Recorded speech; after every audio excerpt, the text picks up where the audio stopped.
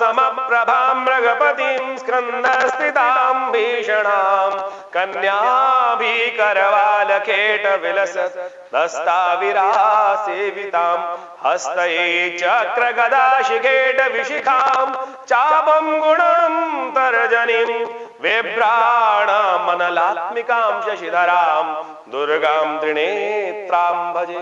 भगवते नमः। नमस्कार, स्वागत है आपका आचार्य वाणी में। मैं आचार्य डॉक्टर विक्रमादित्य आपके साथ हूं।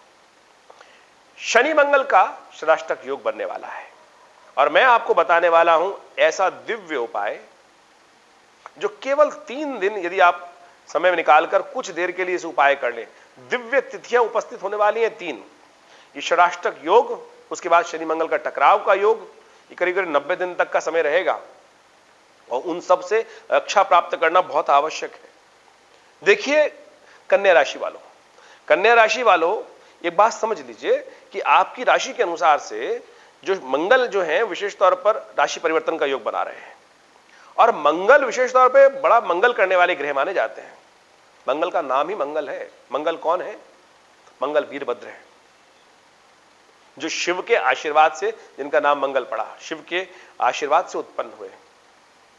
स्कंद पुराण में कथा आती है कि विशेष तौर पर कि जब भगवती सती यज्ञ को समर्पित हो गई, यज्ञ कुंड में प्रवेश कर गई, दक्ष के यज्ञ में जहां भगवान शिव का अपमान हुआ था, तब भगवान शिव क्रुद्ध हुए और उन्होंने उनके पसीने से, पृथ्वी पर जब पसीना पड़ा तो उससे वीरभद्र को उत्पन्न किया और वीरभद्र ने जाकर उस दक्ष के यज्ञ को विशेष तौर पर समाप्त किया, यज्ञ को विध्वंस किया। उस दिन से सूत्र निकला कि जिस यज्ञ में भगवान शिव को स्थान नहीं दिया था वो यज्ञ विध्वंस हो जाते हैं, वो यज्ञ निष्फल हो जाते हैं।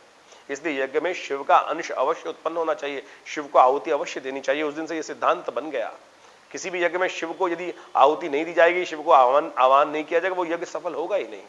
उस दिन से यह सूत्र विशेष तौर पर शास्त्र में विद्यमान हुआ। तो कहा जाता है कि वो जब सती को लेकर वहां पहुंचे तब भगवान शिव ने उनको आशीर्वाद दिया और उनको मंगल के रूप में स्थित किया। अब वो आकाश मंडल में मंगल के रूप में स्थित आज भी है वीरभद्र भगवान के आशीर्वाद से। ये स्कंद पुराण में कथा आती है, तो आप समझ सकते हैं ये मंगल कौन है।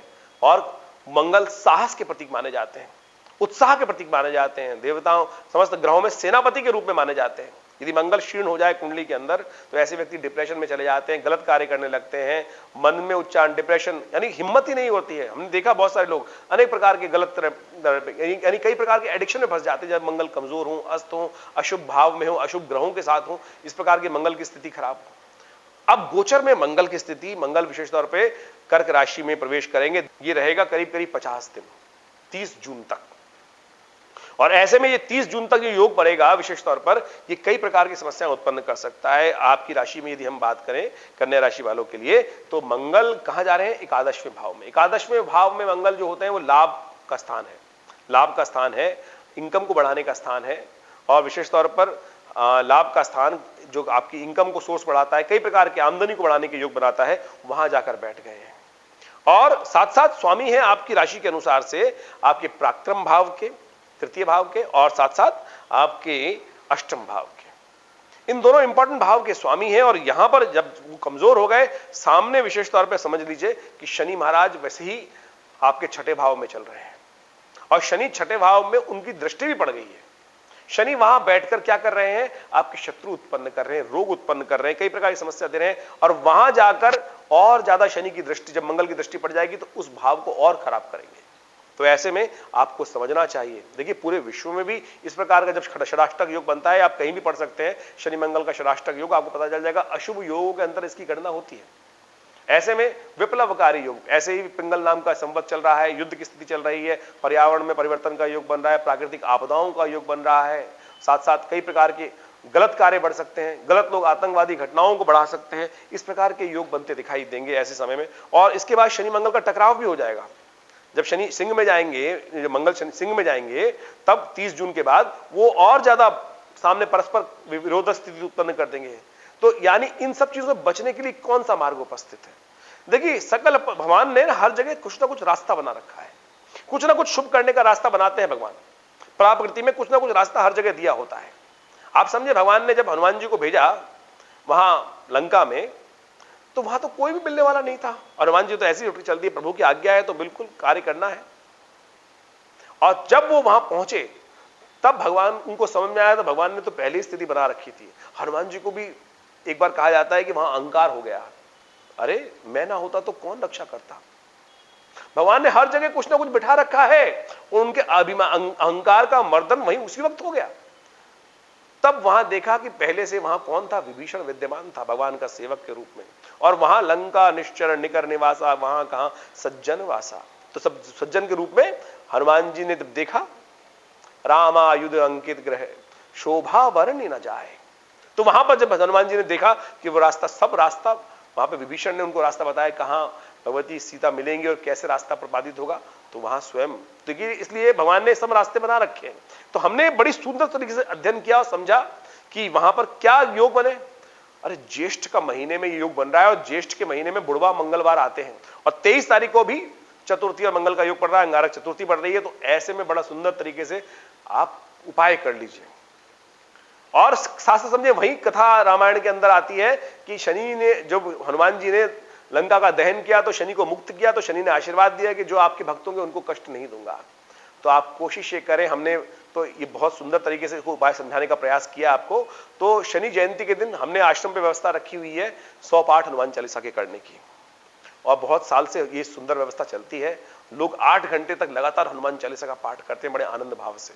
100 पाठ करने में 8 घंटे करीब लग जाते हैं, 7-8 घंटे, और बड़े आनंद भाव से वो पाठ चलता है और बड़े सुंदर तरीके से। और अंतिम 10 पाठों में तो ऐसा स्थिति होती है कि हनुमान जी स्वयं आकर वहां पर पाठ में नृत्य करने लगते हैं। मनोभाव में हनुमान जी की मानस पटल पर ऐसी नृत्य की आकृति उभर जाती है कि आनंद भाव विभोर हो जाते हैं। तो कोशिश करें इस सुंदर तिथियों में यह काम करने का प्रयास करें। और यदि ये उपाय कर लिए तो आप समझें कि इन सब ग्रहों का योगायोग आपको क्षीण हो जाएगा। हमने बुढ़वा मंगलवारों पर विशेष तौर पे सुंदरकांड की सुंदर व्यवस्था करी हुई है, आप भी सुंदर पाठ करने का प्रयास करें। और इसमें से 2 तिथियां मैं दोबारा बता देता हूं। 9 मई को अंगारक चतुर्थी रहेगी, 23 मई को अंगारक चतुर्थी रहेगी, 19 मई को शनि जयंती रहेगी। तो ऐसे इन खास तिथियों में एक घड़ी आदि से पुनियाद तुलसी संगत साध की हरे कोट अपराध, यदि थोड़ी देर भी हनुमान जी का स्तवन कर लिया जाए तो इन सब चीजों पे आप ग्रहों का अशुभ प्रभाव आप दूर कर सकते हैं। और यदि पुण्य अच्छे होंगे ना, तो आप समझ लीजिए कोई ग्रहों का दुष्प्रभाव आपको परेशान नहीं करेगा। और जब पुण्य खराब हो जाएंगे, कम हो जाएंगे पुण्य आपके अकाउंट में, तो समझे, इसको ऐसे समझ लें कि यदि आपके पास 10 लाख रुपए हैं, 2 लाख 10 लाख रुपए हैं, यदि आपका 100 रुपए का नुकसान, 200 रुपए का नुकसान हो जाए, अरे कहते हैं कोई बात नहीं, कुछ नहीं हुआ, पता ही नहीं चलता ना आपको। और जिस बेचारे के पास वही 200 रुपए और उसकी 200 रुपए की जेब कट जाए, तो उसकी स्थिति, मानसिक स्थिति क्या होगी। यानी पुण्य जिसके पास कम हो और वो वहीं से फुस हो जाए, तब उस बेचारे की स्थिति क्या होगी। तो पुण्य बढ़ाने का प्रयास करें। ये शुभ तिथियां पुण्य बढ़ाने के लिए हैं, और यदि पुण्य एकत्र हो गए तो आए लाख विपदाएं वो सब की सब आपके पुण्य उनको हर लेंगे। तो इसलिए कोशिश करें इन शुभ तिथियों में, मैंने आपको सूत्र समझाने का प्रयास किया और इन सब का लाभ आपको लेने का प्रयास करना चाहिए। ये तिथियां विशेष तौर पर आपके ग्रहों के अनुसार से कुछ कष्ट देने वाली हैं, तो आपको विशेष तौर पर नित्यपति हनुमान चालीसा का पाठ करना चाहिए, नित्यपति सुंदरकांड का पाठ करना चाहिए, हनुमान जी को चोला चढ़ाना चाहिए। और आप चाहें तो हमारे यज्ञ में इन दिनों यज्ञ जो रहेंगे, नवग्रह शांति महायज्ञ, शनि ग्रह शांति महायज्ञ, मंगल ग्रह शांति महायज्ञ, ये जो इन तिथियों में रहेंगे, इनके पूर्ण कार्यक्रम की व्यवस्था आप जान सकते हैं। हमारे जो फोन नंबर्स हैं, हमने निःशुल्क व्यवस्था करी है। जो भी इस आश्रम में स्वयं भाग लेना चाहता है वो आकर इन यज्ञों में बैठ सकता है, इन पाठों में भाग ले सकता है, सवा मनी का भोग लगा सकते हैं। और देखिए, सवा मनी हनुमान जी को प्रसन्न करने का सबसे सुंदर उपाय माना जाता है, करें आप। लेकिन आज विडंबना यह है कि लोग अनेक प्रकार की विचित्र फालतू की स्थितियों में फंस गए हैं, लगे हैं लंबी लंबी लाइनों में शनि पर तेल चढ़ाने के लिए। शास्त्र में कहां वर्णित है, शास्त्र में तो प्रमाणित नहीं है ना, इस बात की बात है। लेकिन लोगों ने आधुनिक व्यवसाय स्थल खोल दिए हैं आज की तारीख में आधुनिक देवताओं के। शनि भी बेचारे परेशान होंगे कि अरे भाई क्यों मुझ पे भार चढ़ा रहा है, अभिषेक भगवान का होना चाहिए, शनि के अभिषेक में लोग लगे हुए हैं। शनि स्वयं भगवान की आराधना करते हैं, और यहां लोग जो स्थिति बना रखे हैं वो विशेष तौर पर सोचें। लोगों ने तो व्यवसाय स्थल खोल दिए, और आप भी अंध आस्था के कारण से, आस्था होनी चाहिए विश्वास युक्त, आस्था होनी चाहिए ज्ञान युक्त। लेकिन यदि आप इस प्रकार से जाएंगे तो आप समझें शनि प्रसन्न नहीं होंगे। शनि ने जो रास्ते बताए हैं उस पर चलने का प्रयास कीजिए। शनि ने कहा है नित्यम, शनि के बारे में कहा गया है नित्यम योग रथाय च, शनि स्वयं योग रत है। तो आप सोचें, शनि के मार्ग को प्रशस्त करने का प्रयास करें, जीवन में कल्याण का मार्ग अवश्य मिलेगा। और यदि कोई प्रश्न चल रहा हो, और जिन लोगों की कुंडली में मंगल वैसे ही कमजोर है, किसी कष्ट में है और मंगल कमजोर स्थिति में है, उनके लिए समय बड़ा कष्टमय होगा। तो आप अच्छे से अध्ययन करवाइए जन्मपत्री का और समझ लीजिए और उसको निदान कीजिए, अन्यथा ये कष्ट का योग जो है आपको कष्ट ना दे। इसके लिए कुछ नेगेटिव ना हो, इसके लिए उपाय कर लीजिए, कल्याण होगा, कष्ट दूर होंगे। धन्यवाद।